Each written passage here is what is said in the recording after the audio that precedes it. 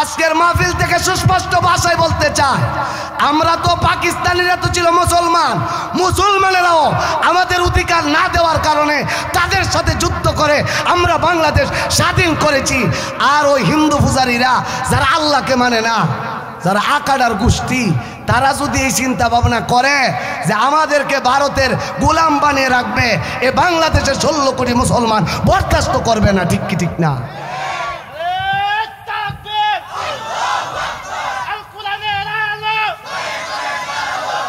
2001-এ আমেরিকার লাল কুত্তার বাহিনীরা আফগানিস্তানে ওসামা বিন লাদেনরে মাইরা আফগানিস্তান শোষণ করছিল 21 বছর। 2021-এ ওসামা বিন লাদেনের উত্তরসূরিরা ইমানের বলে বলিয়ান হয়া জীবনের মায়া মমতা ছেড়ে লাল কুত্তার বাহিনীরে এমন হামলা অ্যাটাক করেছে, এরা লুঙ্গি খুললা আফগানিস্তানের জমিন ছেড়ে আমেরিকা পালাতে বাধ্য হয়েছে। সিরিয়ায় 54 বছর আসাদ আল বাশার শাসন করেছিল, মুসলমানদেরকে হত্যা করেছিল, নির্যাতন করেছিল, অত্যাচার করেছিল, কিন্তু 54 বছর পরেও ওই জালেম সরকারের পতন ঘটেছে। বাংলাদেশেও তাদের তাল মিশায়া আলেমদের হাতে হ্যান্ডকাপ, মসজিদ মাদ্রাসার বিরুদ্ধে, ইসলামের বিরুদ্ধে, মানুষের মনোভাবের বিরুদ্ধে যারা ভূমিকা নিয়েছিল, আলেমদের হাতে যারা হ্যান্ডকাপ পরাইছিল, আলেমদের হাতের হ্যান্ডকাপ খুলে গেছে, ওই হ্যান্ডকাপ তাদের শরীরে লেগে গেছে। ঠিক কি ঠিক না?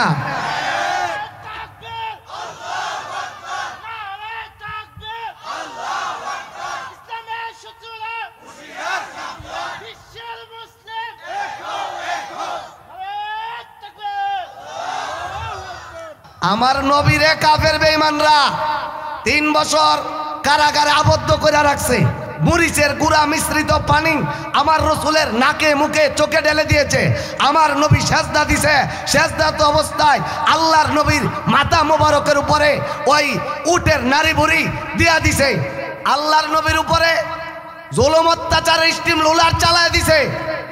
তারপরে নবী বাতিলের সাথে আপোষ করে নাই।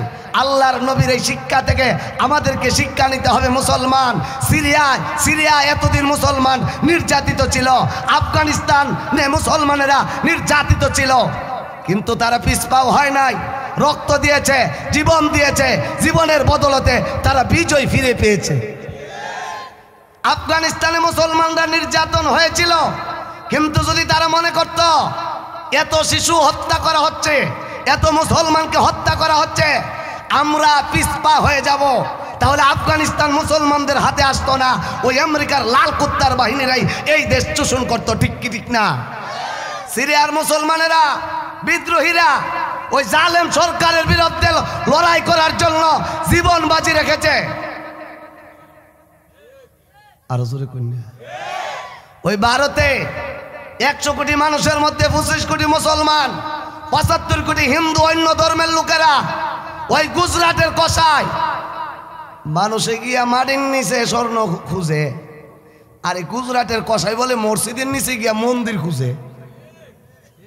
আসতে কইছে, আর জোরে কোন ঠিক কি ঠিক না? তোমাদেরকে আমরা সিগন্যাল দিতে চাই, যদি ভারতের মসজিদগুলোকে ভাঙা বন্ধ না করো, মুসলমানদের উপর অত্যাচার নির্যাতন বন্ধ না করো, ওই আফগানিস্তানে যেমন ভাবে আমেরিকার দোসররা থাকতে পারে নাই, সিরিয়ায় যেমন রাশিয়ার দোসররা থাকতে পারে নাই, বাংলাদেশে যেমন তোমাদের দালালরা থাকতে পারে নাই, তোমরাও দিল্লির ক্ষমতায় থাকতে পারবে না। ঠিক কি ঠিক না?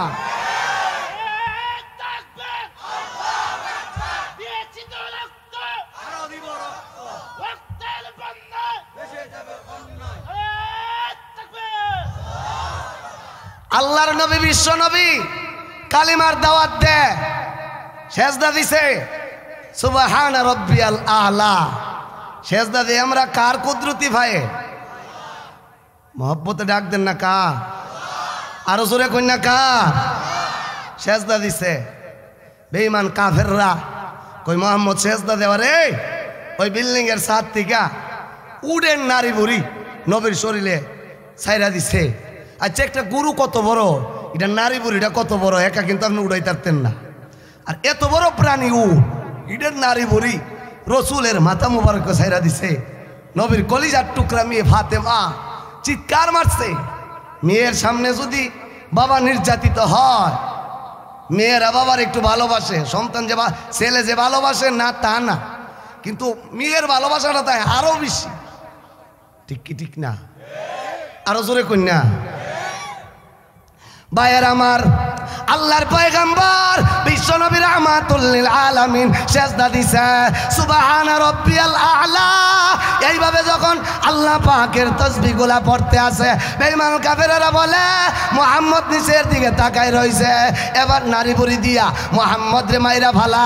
আল্লাহর নবী বিশ্বনবী রাহমাতুল লিল আলামিনের মাথা মুবারকে নারীর মূলমূত্রগুলা সহ রক্তমাখা ওই নারী বুড়িগুলা আল্লাহর নবী বিশ্বনবী রাহমাতুল লিল আলামিনের মাথা মুবারকে ফালাইয়া দিছে। আল্লাহর নবী লড়তে পারে না, রাসূলের শ্বাস বন্ধ হয়ে যাচ্ছে। আল্লাহর নবী বলে ফাতেমা আমার মাথা থেকে নারী বুড়িটা সরাইয়া দে। ফাতেমা ছোট মেয়ে, টাইনা সরাইতে পারে না, এরপরও টাইনা কোনোভাবে রাসূলের মাথাটা উড়াইতে যেন পারে এরকম পরিস্থিতি করছে। আল্লাহর নবীর মেয়ে ফাতেমা চোখের পানি চাইরা বলে বাবা গো, আমি তো দেখছি মানুষ মারে সুরে রে, মানুষ মারে ডাকাইতে রে, মানুষ মারে সন্ত্রাসে রে, মানুষ মারে পাগলে রে। আব্বা গো তোমারে কে রে মক্কাবাসী মারে? তুমি তো পাগল না, তুমি তো সুর না, তুমি তো ডাকাইত না, তুমি তো মানুষের কল্যাণের কথা বলো, তুমি তো পাগল না। আল্লাহর নবী বলে মারে, আমারও একটা দোষ আছে, এই দোষটা হলো জাহান্নামের পথে সেই সমস্ত মানুষগুলা হাঁটে, আমি তাদেরকে জাহান্নামের পথ থেকে ফিরায়া জান্নাতের দাওয়াত দেই। ঠিক ঠিক, আমি রাসূল আমার উম্মতদেরকে দাওয়াত দেয় যারা আল্লাহকে চিনে না, আল্লাহ বলা মানুষদেরকে আল্লাহর সাথে সম্পর্ক করায়া দে। কোরআন থেকে দূরে যারা কোরআনের সাথে তাদেরকে সম্পর্ক করায়া দে, কবরে যেন শান্তিতে থাকে। এই কাজগুলা আমি পয়গম্বর করায়া দে।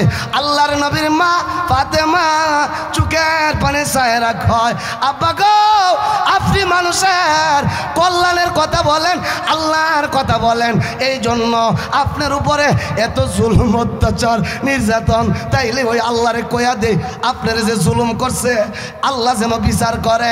আল্লাহর পয়গম্বর বিশ্বনবী রাহমাতুল লিল আলামিন বলেন লাম লাম উবাস লানা ইন্নামা বুইস্তু রাহমা। ফাতেমা রে, আমি তো লানত প্রাপ্ত হইয়া এই জমিনে আসি নাই, আমার আল্লাহ পাঠাইছে রাহমাতাল লিল আলামিন বানায়া। ওমা আরসালনাকা ইল্লা রাহমাতাল লিল আলামিন, শুধু জুদাস রাহমাতাল লিল আলামিন। আরে মসজিদাও শুধু আমারু ये जमीन आके आमद नो फलक में राजू। अरे अम्बियाओ आउलिया मोहताजू, আল্লাহ কে মোরা ভালোবাসি, রাসূল মোদের প্রিয় নবী। ঠিক কি ঠিক না? ফাতেমা কয় আল্লাহ আমার আব্বা তোমার দাওয়াত দে মানুষদেরকে, আমার আব্বার উপর এত জুলুম অত্যাচার নির্যাতন, আল্লাহ তুমি গজব দেও। আমার নবী দূর দিয়া ফাতেমারে টান্দা ধরছে। ফাতেমা লাম উবাস লানা, আমি দুনিয়ায় লানত নিয়ে আসি নাই, ইন্নামা বইস্তু রাহমা, আমার আল্লাহ রাহমাতাল লিল আলামিন বানায়া জমিনে পাঠাইছে। মারে তুই তাদেরকে গজবের দোয়া করিস না, হেরা আমারে পাথর মারে, হেরা আমারে মরিচের গোলা দিয়া ইডা মারে, হেরা আমার কথা শুনে না। যদি হেরারে গজব দিয়ে আল্লাহ মাইরালা তাহলে তো তারা বাচ্চা কাচ্চা মরে যাবো গা। হেরা আমারে না চিনলেও হেরা সন্তানরা আমারে চিনবো, আমি রাহমাতুল লিল আলামিন। কথা ঠিক কি ঠিক না? এমন নবীর উম্মত মিয়া, আপনি আওয়ামী লীগ করেন শেখ মুজিবরে ভালোবাসেন, আপনি বিএনপি করেন জিয়াউর রহমানরে ভালোবাসেন, আপনি জাতীয় পার্টি করেন এরশাদরে ভালোবাসেন। আচ্ছা বলেন তো দেখি, আপনার নেতা আপনারা কি দিছে? না নির্বাচনের সময় কিছু টেহা ধরাই দেয়, না আপনার একটা পদ দিছে সংগঠনের, এ পদ দিয়ে কীতে হইছে বাবা? না একটু হালকা পাতলা সুযোগ সুবিধা পাইছেন? কয়দিন আগে দেখেন না আপনারা যে তৈয়া গেছে উড়াল মারছে, আপনারা চিন্তা করছেনি?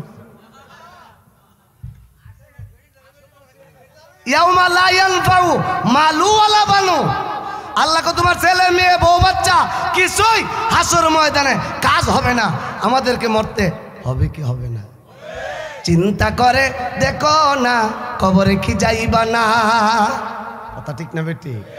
চিন্তা করে দেখো না কবরে কি যাইবা না, যেই কবরে আল্লাহ ছাড়া বন্ধু কেউ থাকবে না। কথা ঠিক কি ঠিক না? আপনার নেতা নেত্রীরা ভাগছে, দলের চিন্তা করে না, আর কবরে হাসরে মিজানে বুঝবো তো। হ্যাঁ, পয়গম্বর আরবি ওমা আরসালনাকা ইল্লা রাহমাতাল লিল আলামিন, নবীরে পাথর মারে মরিচের গোলা দিয়া মাথায় ছেড়ে দেয়, আল্লাহর পয়গম্বর রহমতের দোয়া করে। আল্লাহ কয় পয়গম্বর শানে নজুল ভালো করে বুঝছেন এই আয়াতের। ফাতে সূরাতুল ফাতে বিজয়ের সূরা কোন সময় আল্লাহ নাজিল করছে? আমার নবীরে কয় নবী আপনি আজকে যাইবেন মক্কা সাইরা মদিনায়। মক্কা সাইরা মদিনার নাম তখন মদিনা না, এটার নাম ইয়াসরেব। রাত্রের বেলা আল্লাহর পয়গম্বর বিশ্ব নবী আবু বকর সিদ্দিক রে 2-3 মাস আগে কইছেন, আবু বকর আমি সফর করুম ইয়াসরেবে, রেডি থাকো। আচ্ছা 6 মাস আগে আবু বকর রে কইছেন, 6 মাস পরে গভীর রাইতে আবু বকরের ঘরে টুহা দিতে দেরি হয়েছে, আবু বকর দরজা খুললা দিতে দেরি করছে না, হইছে না? আরো জোরে কোন? আচ্ছা ঘুমের ঘরে খাড়ের থেকে উঠতে লঙ্গিটা ঠিক করতে একটু ভাবসাব ধরতে তো একটু সময় লাগবো। নবী যখন দরজা আবু বকর সিদ্দিক যখন দরজাটা খুলা দিছে, আল্লাহ নবী আবু বকর ওই জমানার তো বাবা মেসেঞ্জার নাই, হোয়াটসঅ্যাপ সফটওয়্যার নাই যে মেসেজ করে দিছে। নবী 6 মাস আগে কইছেন, 6 মাস পরে আইসা টুন্ডি টুকা দিছে, দরজা খুললা দিছে। আল্লাহ নবী জিগা আবু বকর তুমি কি ঘুমাও নাই? পয়গম্বর আপনি 6 মাস আগে আমারে কইছিলেন যে কোনো রাত্রে আমারে ডাকবেন, আমি 6 মাস দাঁড়ায়া দাঁড়ায়া সারা রাত কাটাইছি। কেমন আছে কে রাসূল সাহাবীরা? আর তুমি যুবক কেমন আছে? নবীর কথা হয়, তুমি শাসতলে বসা, দোকানে বসা, মেলায় বসা, ঘরে কম্বলের নিচে ঘুমাই গেছো গা, তোমাদের উপরে আল্লাহর লানত আর গজব, ঠিক কি ঠিক না? এখানে এলাকাবাসী টাকা দিয়া পয়সা দিয়া মাদ্রাসা কমিটির লোকেরা মাহফিলের ব্যবস্থা করছে। যুবক তোমার এই জোয়ানি থাকবে না, তোমার প্যারালাইসিস হবে, হঠাৎ হাসপাতালে যাইবা গা, গাড়ির নিচে পয়রা তোমার ঠ্যাং ভাঙ্গা যাইবো গা, যদি এরকম কোরআনের মাহফিলে তোমরা ইজ্জত না করো। যাও ঢাকা পঙ্গু হাসপাতালে কত যুবক কত বুড়া, হাত নাই পা নাই চোখ নাই, বড় বড় হাসপাতালে গিয়া দেখেন কত রোগে কত মানুষ আক্রান্ত। যারা এই গ্রামের সুস্থ সবল মানুষ, তাদের ইমানি দায়িত্ব আজকের আখেরি দোয়া পর্যন্ত এই প্যান্ডেলে বসে থাকা, ঠিক কি ঠিক না? আল্লাহর পয়গম্বর আবু বকর সিদ্দিক রে কয়, সিদ্দিক আবু বকর সিদ্দিক এত ভালোবাসা, যে ভালোবাসা যত বেশি আল্লাহর পক্ষ থেকে বোনাস তো পাইব তত। ভাইয়ের আমার, আল্লাহর নবী ঘোষণা কইরা দিছে, আবু বকর আমি নবীর এত ভালোবাসো, আবু বকর রে আমি নবী ঘোষণা কইরা দিছি, আমি নবীর আগে কোন নবী জান্নাতে যাবে না, তুমি আবু বকরের আগে অন্য কোন মানুষ জান্নাতে যাবে না। আমগো নবীর আগে কোন নবী জান্নাতে যাবে না, আবু বকর সিদ্দিকের আগে কোনো মানুষ জান্নাতে যাবে না। তাহলে ভালোবাসে যেমন, প্রতিদান পাইছে তেমন। আর তুমি মিয়া কম্বল ছাড়তে পারো না, 2-2.5 ঘন্টা ঘুমই ছাড়তে পারো না, কবরে গিয়া দেহ আব্বাটা হইব, ফেরেশতা জিগাইব আলাম ইয়াতিকুম নাজির, বইবিতি দেখেন নেওয়ালা আলেম ওলামায়ে কেরাম কি তোমাদের কাছে যায় নাই? হেরা কইব কলু বালা হ গেছিন তো, বিবারের হুজুর বেন্দা লইয়া খার হইয়া স্টেজে কইছে ভাই আজ্ঞায় বন সাইপা বন সুবহানাল্লাহ জুরে কন, আল্লাহু আকবার জুরে কন, কম্বল ছাইরা মাহফিলে আন। আমরা কইছি মা নাযালাল্লাহু মিন শাইইন, এটা আল্লাহর কথা না, এটা হুজুর সাফা বাইরে বাইরে ওয়াজ করছে, এটা হুজুরের কলা কৌশল। মা নাযালাল্লাহু মিন শাইইন, আল্লাহর নাজিলকৃত কথা না। ফাকাজ্জাবনা, আমরা বিশ্বাস করছি না। এমন মুসলমান আছে না নাই? আল্লাহ আমরারে কইছে কুলিল হাক্কু মির রাব্বিকুম, নবী আপনি সত্য কথা বলেন, ফামান শাআ ফালিউমিন ওয়া মান শাআ ফালিয়াকফুর, যার মনে চা মানবো, যার মনে চা মানতো না, মানলে তার নিজের লাভ, না মানলে তার নিজের ক্ষতি। যদি মানেন আবু বকর সিদ্দিক হইবেন, না মানলে আবু জাহেল হইবেন। আর জোরে কোন আবু জাহেল না মাইন্না মরছে, এর বাড়িতে হাজিরা গিয়া পায়খানা করে। বাংলাদেশেও যদি আপনার চরিত্র আবু জাহেলের মতো হয়, আপনার বাড়িতেও বাথরুম হবে। দেখেন না অনেক অফিস, যে অফিসে আগে নেতারা, লীগের নেতারা গিয়া কেন্দ্রীয় অফিসে বড় বড় মিটিং করত, জনসভা করত, এদের হুঙ্কারে মানুষ বই পাইত, কিন্তু হেরা আলেমরারে মাইরা নির্যাতন কইরা অত্যাচার কইরা এখন যে এরার কেন্দ্রীয় অফিস চাইরা বাঘ যে এখন গুলিস্তানের ফুলাভান গিয়া খারুইয়া ফসরাব পায়খানা করে। আল্লাহ কো চরিত্র হইব আবু জাহেলের মতো, পরিণতি হইব আবু জাহেলের মতো। চরিত্র হইব আবু বকর সিদ্দিকের মতো, পরিণতি হইব আবু বকর সিদ্দিকের মতো। ঠিক কি ঠিক না? ওয়াজ একদম সোজা বাবা। মন চাইলে ওয়াজ মানবেন, না মন চাইলে না মানবেন। আমরার কাজ হইল হক কথা বলা। ঠিক কি ঠিক না? আবু বকর সিদ্দিকরে নিয়া রসুলের ঘর থেকে যাইব মদিনা। বেঈমান কাফেররা চতুর্দিক দিয়ে নবীরে ঘেরাও করে লাইছে। নবীর ঘরে ঘেরাও। আচ্ছা চতুর্দিক দিয়ে যদি আমার ঘেরাও করে লা, আমি কেমনে যাবো? আল্লাহ যার পক্ষে তার কোনো বই আছে? আল্লাহ যার পক্ষে তার কোনো ডর আছে? আবু বকর সিদ্দিক আল্লাহ তাআলা কয়, নবী আপনি এক মুঠ ধুলা লন, লইয়া হেরার চোখ বরাবর ইটা মারেন। আচ্ছা আমি মনে করেন দুলা দিলাম ইটা এদিক দা, তো একদিক দা দিলে তো একদিক দিয়ে মানুষের সহ লাগবো, কিন্তু নবীজন ইটা মারছে চতুর্দিক দা। দেখবেন অনেক সময় যখন ঝড় তুফান বৃষ্টি হয়, বৃষ্টি হবার আগে যখন একটা ঝড় মানে বাতাস আসে, ওই বাতাসে দেখবেন এমনভাবে দুলা আপনার সহ বাড়ি মারে, অনেক সময় দেখবেন কসলায়। আল্লাহ নবী যখন দুলাটা মারছি ও সবার সুখে সুখে আল্লাহ পরবর্তীতে অমা রমাইতা ইজ রমাইতা ওয়ালাকিন আল্লাহ রমা। নবী গো আপনি তীর এই যে দুলাডার ইডা মারছেন, আসলে আপনি মারছেন না, আপনি শুধু সারছেন, আমার ফেরেশতারা হাতে হাতে তারা চোখের ভিতরে ঢুকাইয়া দিচ্ছে। হেরা এভাবে কসলাইতেছে। নবী ওই মদিনায় হিজরত করে চলে গেছে। মদিনায় যাওয়ার পরে বাবা নবী প্রায় 6 বছর মদিনাতে ছিলেন। 6 বছর পরে আরে আমার নবী শুধু মক্কার কথা। আপনার বাড়ি মনে করেন নেহা, আপনি লন্ডন বাড়ি করছেন, আমেরিকা বাড়ি করছেন, যে দেশে বাড়ি করেন, গ্রামের টান কিন্তু একটা তাকি হই। আসতে কইছে আরো জোরে কই না? এই যে দেন না প্রধান অতিথি, ওনার বাড়ি হলো শিলমান্দি ইউনিয়ন, বেড়া দেশের বাইরে ব্যবসা করে, এরপরও কিন্তু এলাকার টানে আপনার মাহফিলে আসছে। এই যে আপনারা দূর দূরান্ততে যদি চাকরি করেন, দেখবেন গ্রামের প্রতি একটা টান থাকে। নবী মদিনায় গেছে ঠিক হয়, কিন্তু মক্কাতে তো আল্লাহর ঘর বাইতুল্লাহ। আল্লাহু আকবার, আল্লাহু আকবার। বাইতুল্লাহ আল্লাহর নবীর আল্লাহর ঘর বাইতুল্লাহ, যেই ঘরের মধ্যে হাজরে আসওয়াতের পাথর। আল্লাহু আকবার। নবী শুধু বারবার মক্কায় আসতে চায়, কাফের বেঈমানরা আসতে দেয় না। 6 বছর পরে আমার রসুল একদিন ঘুমের ঘর স্বপ্ন দেখছে কি, যে আল্লাহর পয়গম্বর হজ করত, মক্কায় ঢুকছে। আর নবীর স্বপ্ন সত্য, নবীর স্বপ্ন আসতে গেছে, নবীর স্বপ্ন সত্য। নবী সকালবেলা ঘুম থেকে ওইটা সাহাবীরা কে কোথায় আসো, রেডি হও, আমি স্বপ্ন দেখছি হজ করতে মক্কায় যাচ্ছি, আমি হজ করতে যাব। নবী ঘোষণা দেওয়ার পরে 1400 সাহাবী রেডি হয়েছে, নবী আপনার সাথে যাব।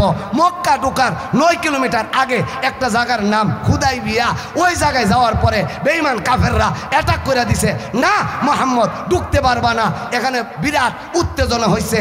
এখন দুই পক্ষ বসা একটা সন্ধি করছে।